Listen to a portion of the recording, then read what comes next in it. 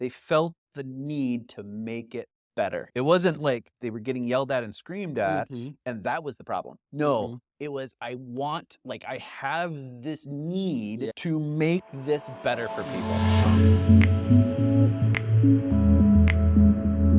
Hey everybody, I'm Dave Taylor with Real and 10KListing.com, and I'm hanging out with Austin Priest today. Austin, introduce yourself. Hi, everybody. My name's Austin Priest. I'm the owner of Priest Financial Planning, a financial planning business that I started about a year and a half ago, and I also prepare tax returns. And so how did you get started in financial planning? Yeah, so when I was in college, I was going to school at the UW Eau Claire for finance and got a finance internship with a company called Primerica. Why the air quotes there? The air quotes because the line between internship and multi-level marketing is thin. Fair enough. It was not for me. Yep. But I loved the concept. I loved what I was learning. Learned about Roth IRAs, learned about life insurance, and how I could start to have an impact on people's lives Cool. by helping them with these things. Yeah. After about a year of that, I found a spot where I could learn a lot more and get paid. I was 100% on commission, which wasn't working as a college student. Got a job where I was able to learn a lot more about financial planning, got my CFP certification. Cool.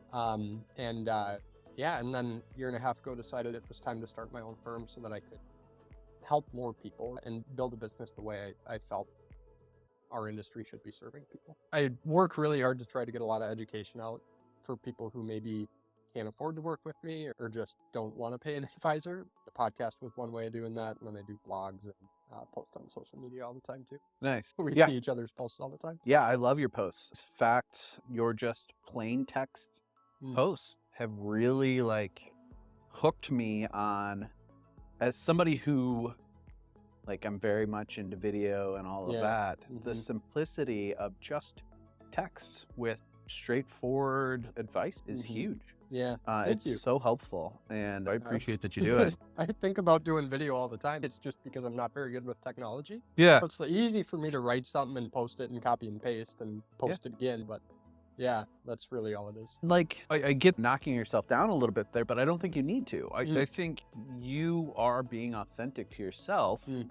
A lot of people can say, I'm not very good on video, and then they won't do anything. Sure, yeah. Hey, I'm not very good at video, but I Yeah. am really Right. good at just knocking out these little blurbs. And I want to still be able to help and share and educate people. Mhm. And I think that's really powerful. Really powerful. Yeah, thank you. It is one of those things where you can Google different financial things and you can Yep. find answers, but it takes a long time and Yeah. you don't know if it's a good source. There are a lot of things about your situation that may not fit with what you're finding. The barrier of financial education in our world is a frustration for a lot of people. Oh God, yeah. And I can dive into my story real quick of, Sure. I went to college. Mhm. I was fine arts major, doubled in Chinese, Japanese studies with a minor in really? business, Okay. which essentially means I didn't know what the fuck I wanted to do. And so after college, I went into the military. I was a naval officer. I was on a random ship Mhm. 3 years into my career when a master chief, it was his style. He liked to educate people. Anybody new to the ship, Mhm. he would bring into a small classroom and walk through 401ks. Now, Oh, it was thrift savings right. plans, Yeah, the but TSP. Yeah. essentially the same idea. Yeah. In under 30 minutes, he Mhm. explained how rate of return can be different. Mhm. What does it mean to actually put money in? Yeah. What does it mean to match, right? The very Mhm. basics Yeah. of 401k. And my head went, this is Yeah. great. Immediately changed where I Mhm. was putting things, allocating things in my Yep. TSP. Yep. And in a year, I saw the same returns as I had over the last 3 years, Mhm. right? And so my thing then from that was I went to my parents and I was like, why did you not teach me this? Well, did they know? No, Yeah, no, they didn't. that's And the so thing. then I taught them about Yeah. 401ks. And then I was like, okay, well, my grandfather's a business owner. He ran a business for years. Yeah. Went to him. Why didn't you teach me Yeah. these things? And he's like, we had pensions. We Yeah. didn't have this. Exactly. And so I was like, okay, did they teach us this in high school and I just missed it? No. Nope. Did they teach me it at my college, which is a very nice college? No. Nope. Yeah, absolutely, right? There was a good chunk of time there that I was angry. Once the anger subsided and I started to realize, now that I know this, Mhm. I can start to share this. I found Dave Ramsey's teaching, started Sure. to Yeah. understand the baby steps, budgeting, paying off debt, and Yeah. investing, and all of those Mhm. pieces.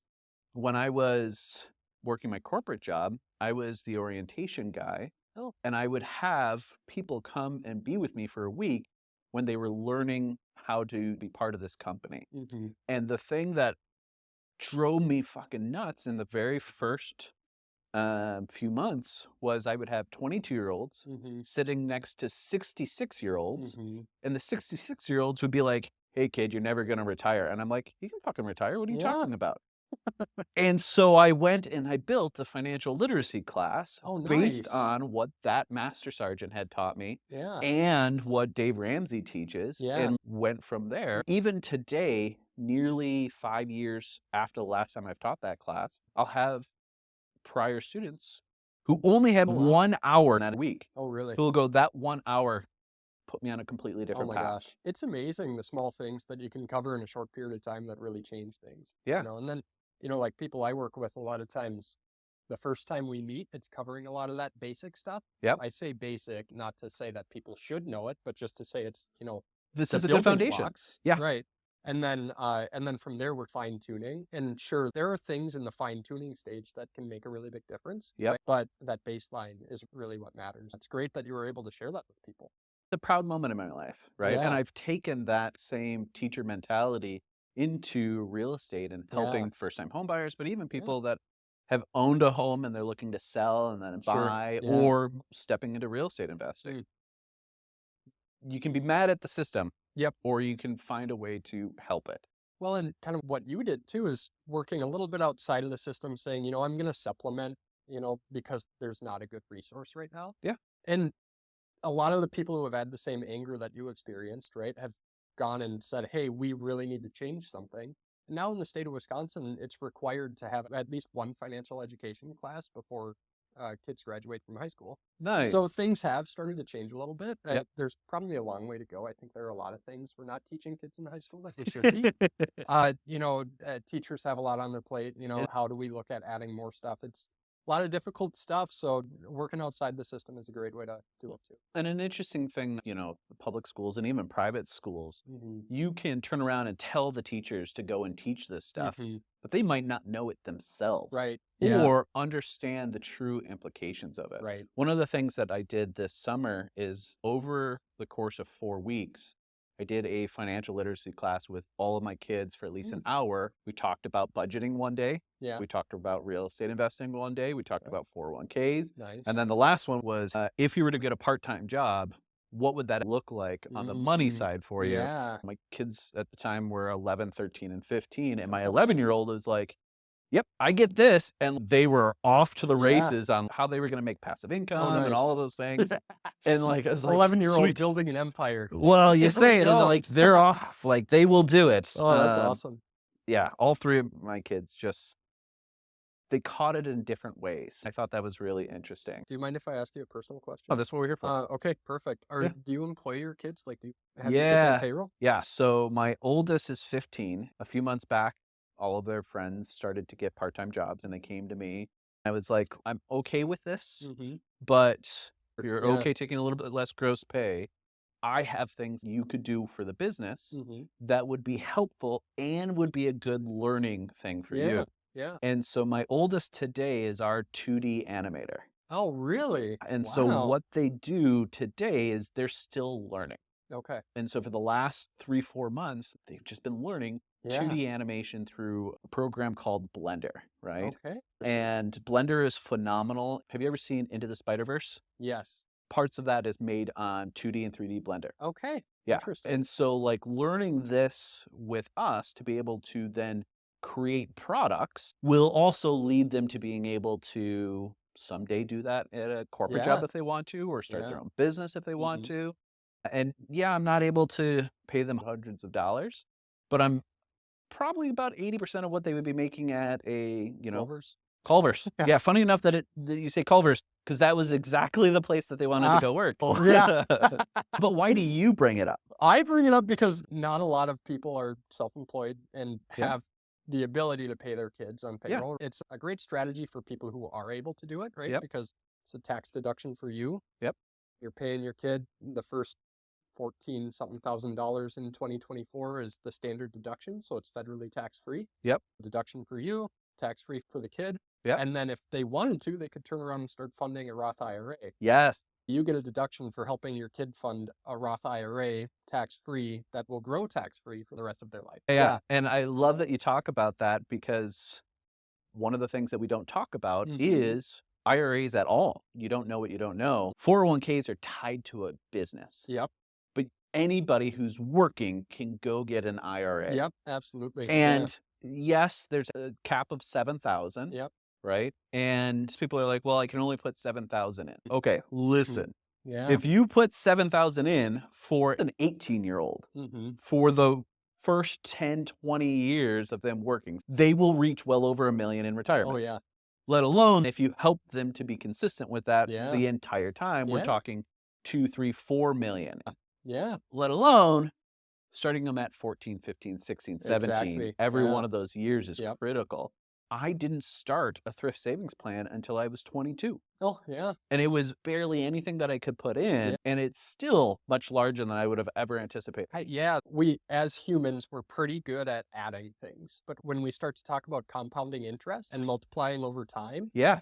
we can't really comprehend that Yep. unless we sit down and do the math and say, here's what I'm going to put in, here's what it's going to turn into. Yeah. Mind blown every time, right? Man. It's incredible. I'm a geek. I've always been a math geek. I do mental math very quickly. It's one of the things that I like about real estate, because percentages and all of those I can do generally pretty quick. But compound interest is like beautiful. If you understand it, even just a little bit, it can have massive effects on your life over the long run. Yeah. As a business owner myself, the question I always like to ask people is, what made you make the jump from being an employee to being a business owner? Yeah. So I think that I'm a pretty agreeable guy. Like, I get along with a lot of people. I can agree with that. But when you're at a big corporation, the rules are for the worst employee. It was not allowing me to serve my clients the way I felt I needed to serve them. So being able to be at my own firm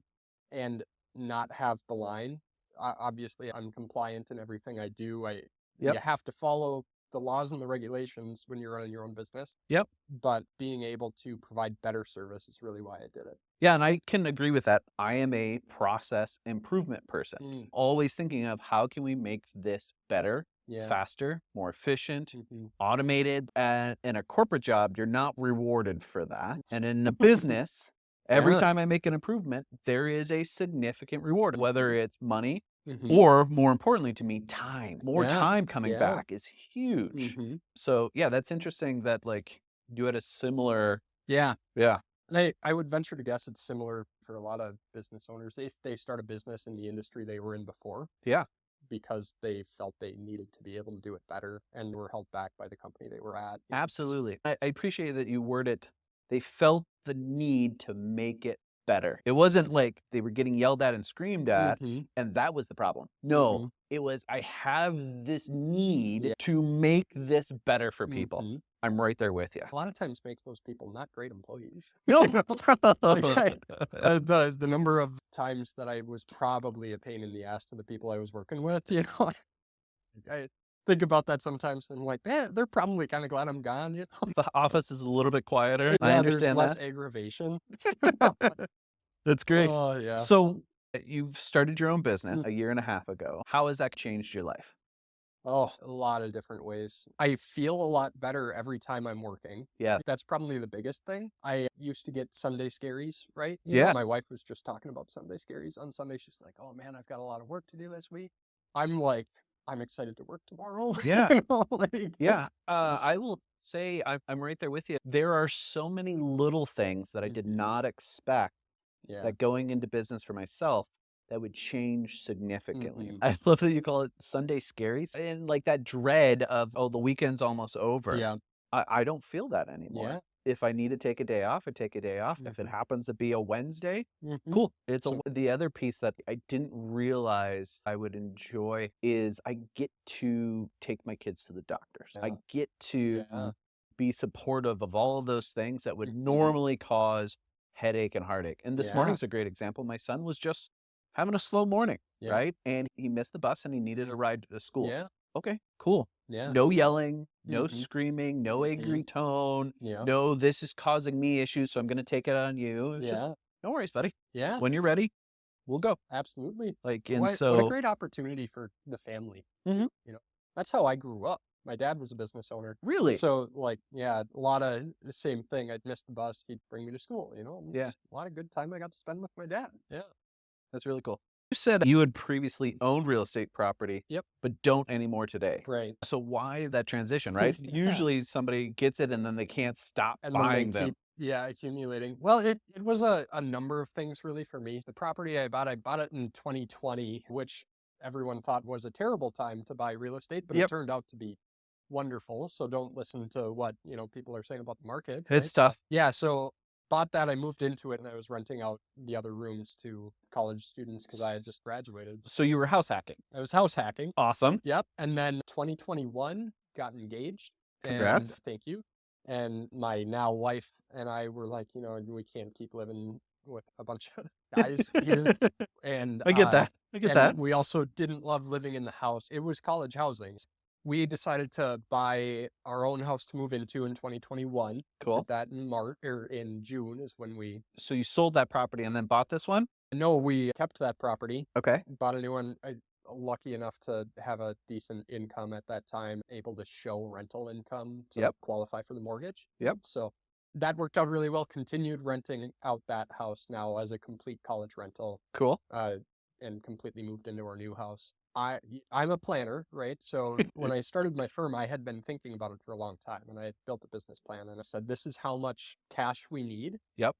For me to have a 2-year runway. Thankfully, we haven't needed all that cash, which is a blessing. But you planned for it, Planned and that's for it, awesome. just in case. Which, and again, timeline-wise, you're in the middle of COVID right here. Yeah. So March 2023 is when we ended up selling that property, and the main reason was to have the cash to be able to start my business. Cool. Yeah. And like, you don't get to do that if you don't buy that property initially. Yep. Yeah, it worked out really, really well, in part because of how much property values increased over that time. People talk about buying real estate and how it's passive income. It can be. Yeah. Your first couple, it usually isn't. Okay. Right. Yeah. In my experience, the one property I had was a lot of work. It wasn't in good shape. College kids don't know a lot of things about appliances. Putting a comforter into the washing machine that couldn't handle the comforter, had water leaking all over the place, and had to go take care of it and put a sign up. I've been lucky with my properties that we've had really good tenants the entire time.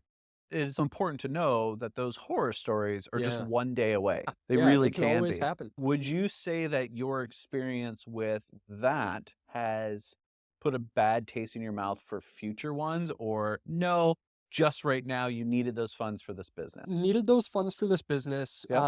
And they're, I think what a lot of people sometimes kind of miss in any type of investing is they do it to make good returns. They don't do it to fit the lifestyle that they're trying to live. Oh my God, I love the fact that you brought up lifestyle. So for me and my wife right now, Yep. it's not in the cards probably in the next 5 years to buy any rental properties. Yep. If I were to do it again, I would probably want to buy a few all at once. Okay. As opposed to just doing one and then another, mainly so that it'd be easy to hire a property manager right away and make it more passive. If we do get back into real estate investing, that's probably how we'll do it. One of the things that's really interesting about buying a home or property or an investment is there are 1,000 different options. And same thing with passive income. There are 1,000 ways. Find what works for you and your lifestyle. And what you want your life to look like 5 years from now, right? Yes.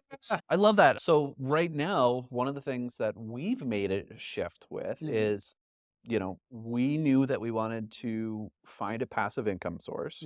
We recognize that there's a difference between passive income and there's 0 time in it, and passive income and there are 40 hours a week. We didn't want to buy a job. Today, we own 3 properties, 7 units. Already, we could feel that there was a level of tension that our goals that we wanted to hit based on the math and budgeting and everything else, that we wanted to be at 40 units. And we're at 7 and we're going, man, if we're going to be 4, 5, 6, 7 times more stress, time. Yeah.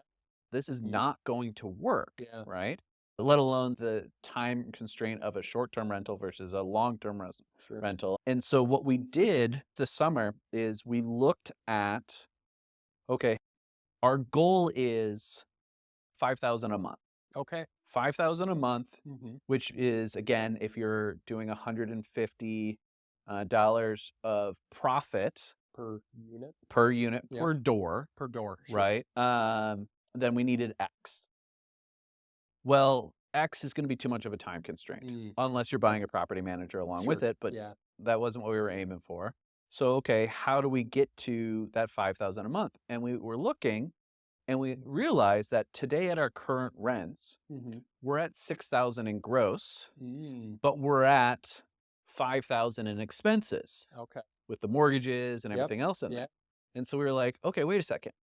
If we paid off all the mortgages, what would be the expense? Sure. It's $500. Yeah. Which is $5,500 a month, which our goal was $5,000. Okay, wait a second. So if we paid everything off, we're already at our goal. Yeah.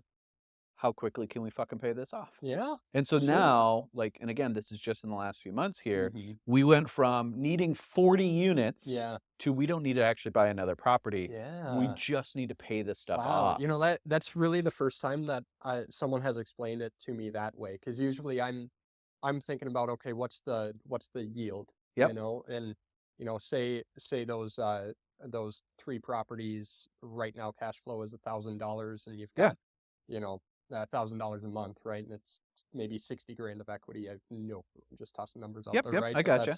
You know, a 2% yield, basically. Do my math there right? 12 grand a year divided by 60 grand, 5% yield. 5%. Yes. I try really hard not to do mental math because I'm not very good at it. We got there. In worst case, I'll just put the math up here, so we'll be good. There you go. Yeah. So then what I'm usually looking at is, okay, now if we pay off all the mortgages, how much is the equity and how much cash flow are we getting off of that as a yield? Yeah. And it almost always decreases when you pay off the mortgages, right? Because there's no longer leverage there. Yeah. However, if that's what works best to achieve the goal of the income that you want to have, then that can be a great way to go about it. Well, and again, and looping back to your original point of income versus lifestyle. Yeah. We do not want to be slumlords. Right.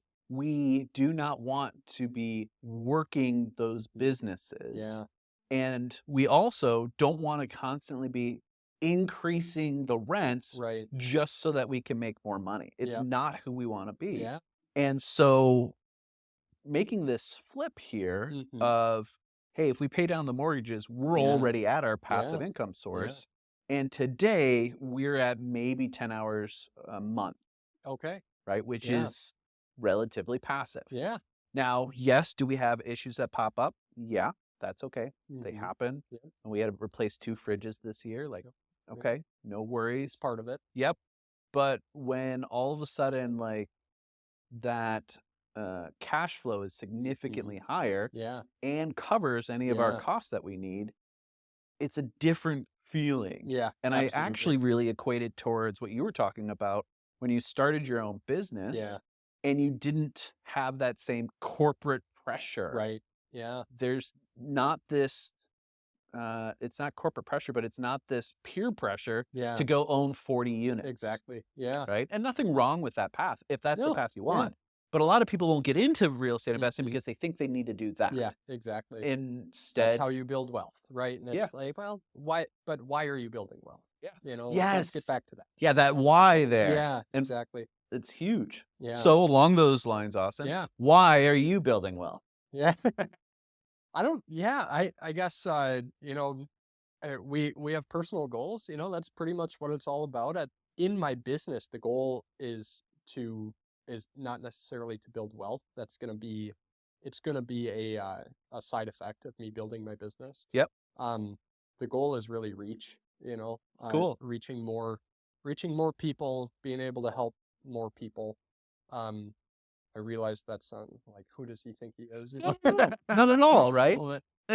again, when we mentioned it before of like, getting outside of the system to be able to help people, Right. because the Yeah. system's not designed to help people, Right. Yeah. isn't necessarily a bad thing, Right. as Yeah. long as the things that you're teaching are positive. Yeah. Yeah. Um, So I just started reading the book Go Giver yesterday. okay. Have you heard of it? Mm, Okay. It's a little business book. okay. I like those. It's called Go Giver as a reference to Go Getter, Okay. right? We talk about people being go getters, Yeah. really working hard and grinding to go get more, right? Yeah. Go Giver is all about switching that mindset to how can we give more to Yeah. people, right? And forgive me, I've read 20 pages of this book and I'm already talking about it's a good book, right? I'm Yeah. already learning stuff in those first 20 pages. Yep. But it really has resonated with me so far because really if we focus on just providing good service, Yeah. uh getting as much education out there and being able to help people as well as we possibly can, Yep. the rest will come. Yeah. You'll get paid for it. Yeah. I was talking with Morgan earlier today, and Yeah. I mean, almost verbatim, same Oh thing that yeah. she was talking about, of like this teacher mentality of Mhm. helping others, Yeah. educating Yeah. others. Okay, you'll get yours in the end, but Right. that's not why we're here. Right. We're Exactly. here to be able to help Yeah. people. And to be fair, I love the puzzle of business, Yep. right? Like I love, figuring out what my pricing needs to be in order to make the right amount of profit so that I can live. I've Yep. got to do that. But that's again just a piece of it. Yeah. It's the ability to go out and serve people at a higher rate than I've ever been able to is why I'm in the business. That's cool. So It would help with that. higher pricing. No, just video. Video, Yeah. yeah, that sounds good. Looping it back to that, I'm not very good at video. It's okay. Well, I don't feel like I'm bad on video, right? No, Like you're doing great, man. Well, thank you. I appreciate Yeah. that. It's just like I think I need to get to a point where I can kind of have somebody else take care of the back end for me Yep. because I'm not a technology guy. Yeah. I'm a content creator, Yep. but I'm not good at formatting. I totally get it. I've gone and learned, right? I've Mhm. not necessarily taught myself, but I've gone and learned from experts on videography, Sure. editing, Mhm. all of those pieces there, Yeah. right? And this I can do all day long. Okay. The editing I can only do for a few Yeah. hours a day before Yeah. like I want to like pull my hair out. Yeah. And again, I recognize that as a business owner. Yep. And so, and we were talking about this, I will do massive action Mhm. in a short amount of time Yeah. because I know that once I get to like the editing piece, Mhm. I will shut down. I've got to be able to get this done so that I can then get that done so that I can move on to something else Right. that's going to fill my cup.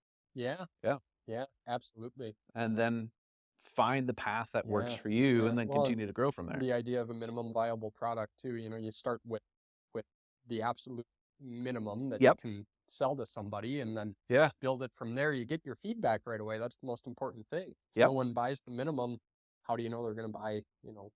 The next step up. So Absolutely. Let's talk about your plans for 2025. sure. Right? You just started your business in the last year and a half Yep. here.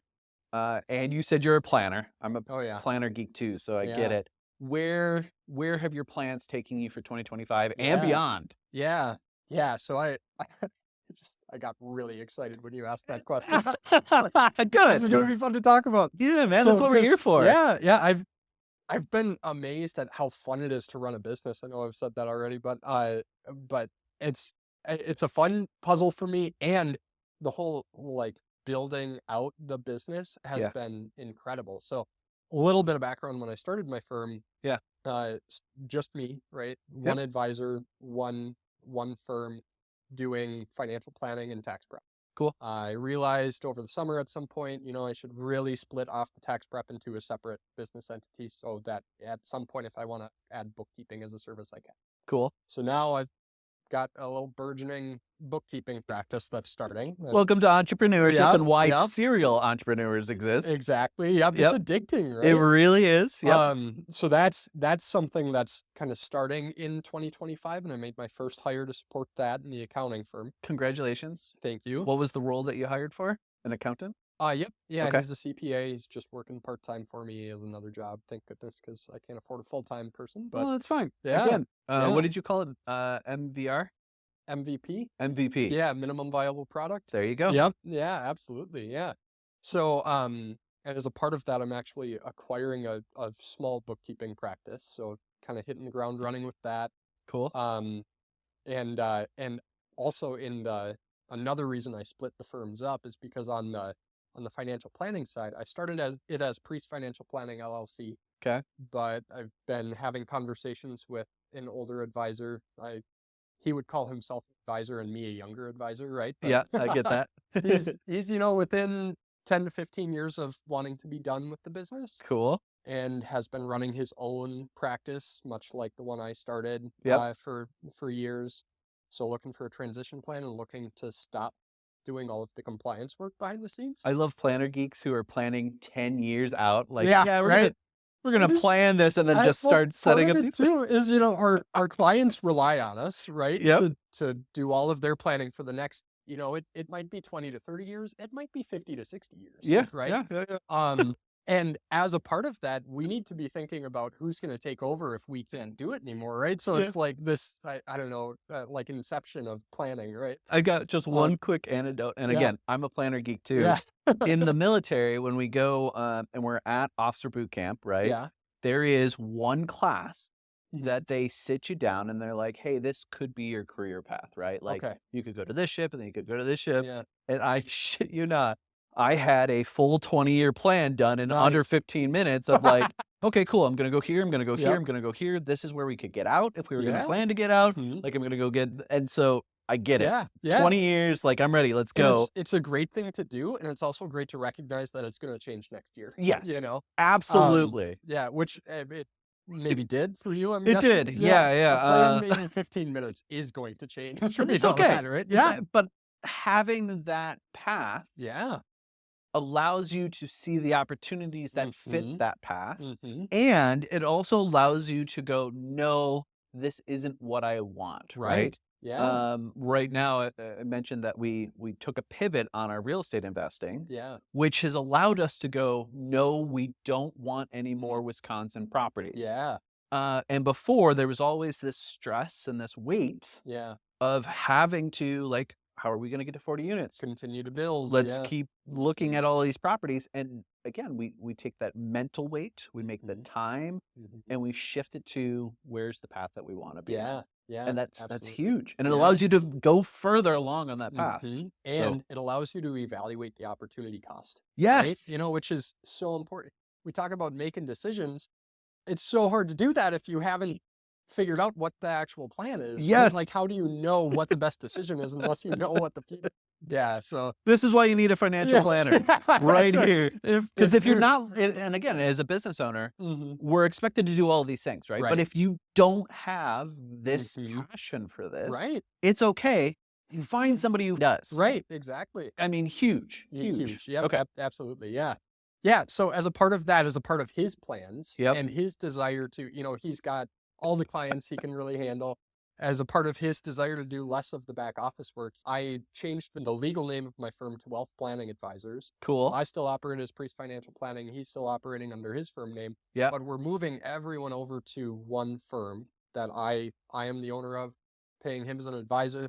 Now I've got an offering not only for clients, but also for other advisors who either want to go independent or want some of the burden of independence taken off of their plate. Cool. They can now engage me to serve their clients better. So talking about reach before, now I am creating this platform that isn't only going to allow me to serve people better, but is going to allow a bunch of advisors to provide better advice to all of their clients. Nice. So yeah, I'm really excited about that. Clearly. Yeah. You're getting animated, right? Yeah, well, I mean, again, that's why we're having this chat. Right, and so my question to you, and because this is something that I could foresee happening to me in 2025 is, and again, lifestyle. Do you have kind of an area or a reach level that you're like, I think this might be too much? Sure. Yeah. And like, because that's important too, right? Again, when we're not just trying to be billionaires or make millions and millions and millions and millions, it's okay to go, no, I'm good here. Yeah. And not continue up that trend. Have you thought about that in any way? And if not, it's okay. Yeah. So I I've thought about it in a limited sense, you know. Okay. So like, for instance, financial planning clients, I can probably handle 80. Okay. And after that, me serving more people than that personally, Yeah. probably not attainable. Okay. As far as adding other advisors to my firm, it doesn't change a whole lot about what I need to do Cool. as a business owner. Yeah. But it does take a lot off of their plate. Okay. So they're paying me for the value that they are receiving, not necessarily, you know, more work that I'm doing. Yeah. So it's an interesting scaling. Well, and it's the same way for me in a brokerage, right? Mm-hmm. There's a ton of stuff that the brokerage does Yeah. that I don't have to worry about. And again, Yep. buying my time back. Yeah. You're Exactly. in the sense of being that brokerage. Yep. Yeah. Cool. It is very, very similar to how real estate brokerages work. You Cool. know, starting your own brokerage versus joining another brokerage. Yeah. So yeah, Interesting. we talked a little bit about what I'm thinking about in the next year. So Yeah. yeah, why don't you share what 2025 looks like for you? Yeah. Yeah. So I've got two big changes that are coming up this year. Okay. So one already has taken place. I have changed my brokerage from Edina Realty to Real Broker. Okay. I'm super excited about that. And it fits into the lifestyle that we want, right? Sure. So we hinted at it a little bit, but my family's plan Mm-hmm. is that we want to travel 4 to 6 months out of the year. Oh, cool. And so part of that is we plan to purchase one more property Mm-hmm. in either California, New Mexico, Arizona, somewhere in that warm belt. Yeah. And for, from Thanksgiving until March timeframe, move down there, live Yeah. down there, and then come back up. Well, Real is a national brokerage. Oh, okay. And so I wouldn't need to do all my new branding over Yeah. again. And so that's a big piece of Yeah. again, planning. Yep. Yeah. We're planning over the next 3-4 years Laying the here. baseline for success. Yep, that's Mm. exactly it. And so that's the first big change. Okay. The second big change is I have started 10K listing.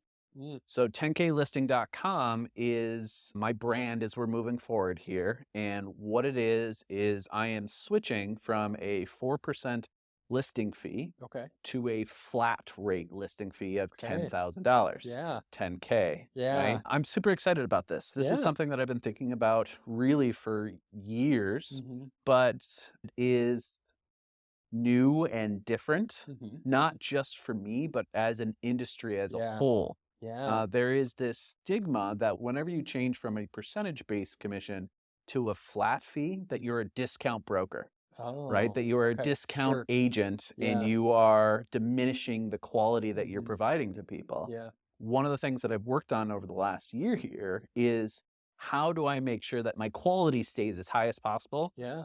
while still keeping that price Yeah. at a very reasonable price. Yeah.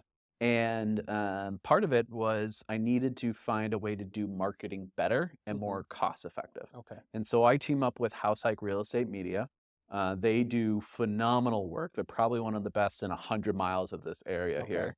And we offer professional photos, drone photography, drone videography, Okay. lot lines, floor plans, you name Really? it. Okay. So pretty much everything you need. Absolutely everything you need, right? Nice.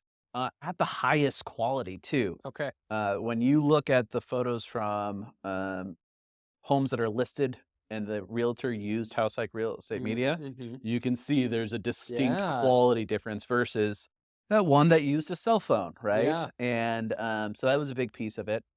And Well, sorry, just to quick interrupt. yeah, please. Like that also the flat fee, right, now allows you to do that for everybody. Whereas I would imagine if you're charging a commission, Yep. you have to decide, okay, at what price range does it really make sense to offer this better service to people, right? Absolutely. Yeah. It's built right into that. Yeah. And, there are some realtors that they take their percentage Mm-hmm. and then add on a bunch of hidden fees, including Oh, like an okay. admin cost. A So what cost? an admin Admin. cost. Okay, sure. Yeah. Yeah.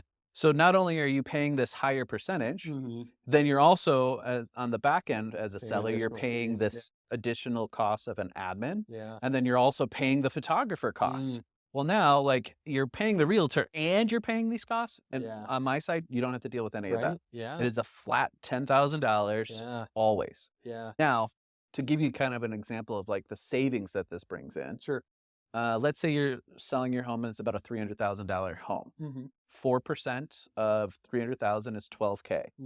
So using 10K listing, you're already saving $2,000. Yeah. On a $500,000 house, 4% would typically be 20,000. You're saving 10 grand. Yeah, that's crazy. Huge. Yeah. Disruption that's possible when an industry changes so much over such a short period of time, right? I mean, Yep. housing prices have gone up, what, like 40% in the past few years? Yeah. I focus in Holmen, La Crosse, West Salem Yeah. area. And if you bought a home in 2020 at 250,000, that home is now 350,000. Wow. When Yeah. you're doing a percentage-based commission, just because the home went up means that your costs go up as a home Right. seller. Yeah. I don't think your costs should go up. Sure. I Yeah. have standardized my costs so that they are always right there for you. You know exactly what you're going to pay, which Yeah. is really, really And nice. simplicity of pricing is just something that, especially over the past few years as inflation has like driven everyone nuts. Yeah. You know, if you can simplify your price and say, hey, this is what it's going to be, this is what it's always going to be. Yep. You know, like that's going to win so many people over. Yeah. Yeah. And you and I had a conversation off camera about inflation and such, and like, hey, is this going to feed into your costs like over the next few years? And because I've already standardized my costs, I don't need to increase that 10,000. Right. Well, and I guess the spirit of my question earlier was more, you know, say, you know, at 10 grand, say you sell 20 homes, you know, next year, in order to make more money in future years, you have to sell more homes. Or you have to raise that price. Yes. Right. So that was kind of the spirit of my question. Even if your costs stay the same, your personal costs will go up with inflation, right? So your income will need to go up somehow. So I was kind of asking along the lines of, well, and we already talked through it that as a family, our budget is actually really low. okay, Right. nice. And so we've been able to standardize a lot of our home costs, even with inflation and everything else going up. And so really for us, the difference is I need to sell 1 or 2 more homes. Yeah. Right. Yeah. Versus passing that cost on to home Yep. sellers. Yeah. And now I need to sell less homes because you're paying me more. Sure. I don't need to Right. do that. Yeah. Right. Yeah. And I've put a lot of thought into Oh, this. yeah, I'm sure you have. Yeah. I can tell you have. As a planner. So it kind of makes me wonder, are you still going to work with buyers? Are you going to have a flat buyer fee, or is that still going to be a percentage? I suppose that one's a little bit more challenging. Yep. Yeah. So my buyer agent fee is 2.5%. As Okay. of today, I'm still keeping that as a Okay. percentage. I don't know if I will change that someday. Right. As of right now, the plan is I'm going to focus on the 10K listing and see how that works. Right. Yeah, that's great. And we talked about having a minimum viable product. Again, here's where it, you know, you're seeing how it works on the selling side, and then maybe you can implement later on the buyer's side. Yeah. Yeah. The cost to sell your home it is high. Right. And very often, one of the ways that you can cut that cost is you cut out the realtors. Sure. Yeah. The trouble with cutting out a realtor is then you lose all of the value that we bring. Right. And I like to focus on the marketing piece of it because I'm a marketing geek. Yeah. Right. I love photography. I have my own photography business and such like that. I love videography, evidently here, right? And so, like, there's all of these things that I can bring to value as a realtor that when you cut me out, it's gone. In addition to the marketing piece, there is all of the knowledge that I bring, all of the local knowledge, all of the data that I have access to, all of the negotiations, all of the people that I know that are part of the business. Network. Yeah. Yeah. It's crazy. Yeah. And so, like, when shit hits the fan, I'm the calm voice that goes, yeah, it's not a big deal. Yeah. We'll solve this. Here's how we work through this. Yeah. And home buying is such a stressful thing Oh my God. that like having somebody there to help just reaffirm that it's okay, we will solve this is worth what we bring. And then when I'm telling you I'm going to save you $2,000 to $10,000, you're like, well, that just makes it a lot easier. Yeah. Well, a lot of times when I talk to people about, you know, when I hear people talking about cutting a realtor out of the conversation, it's usually those higher end homes where it's, you know, $750 million homes. 4% listing fee, you're at 40 grand. Yeah. You know, if you can do it for 10 grand, you very well might get them another 50 grand on the sale price. Yep. Right. It's like, of course it's going to be worth it to have someone help you out with all that stuff. Well, and you hit on an interesting piece there too, right? When the commission is a percentage, Yeah. when you get a offer that is over asking price, over the list price, well, guess who makes more money? The realtor. Yeah. I don't necessarily feel that I should, right? And I know that's a weird thing for somebody who's trying to sell homes say that like, oh, but no. I felt that should have went to the seller, Right. because that home sold better because the seller had done everything that they've done for the last 10, 15 years. Taking care of the home and maintaining the repairs that they made right before the sale. Yeah. Like a ton of different things. Yeah. I totally get where you're coming from on feeling like, this really should be theirs. Yeah. And that's great that you have that perspective. Yeah. I mean, everybody's got their own viewpoints on it, right? Yeah. But I made this business choice so that I can help more people. Right. Yep. Yeah. And it is amazing too. We had sort of talked about how having a different fee structure from other people in your industry. Yeah. It really can set you apart. I can't help but think it's going to be amazing for your business. Yeah. See how 2025 goes. I'm excited for it. I think we can help a lot of people save a lot of money. Right. Austin, thanks so much for coming and hanging out with me today, man. This has been great. Thank you. I appreciate it.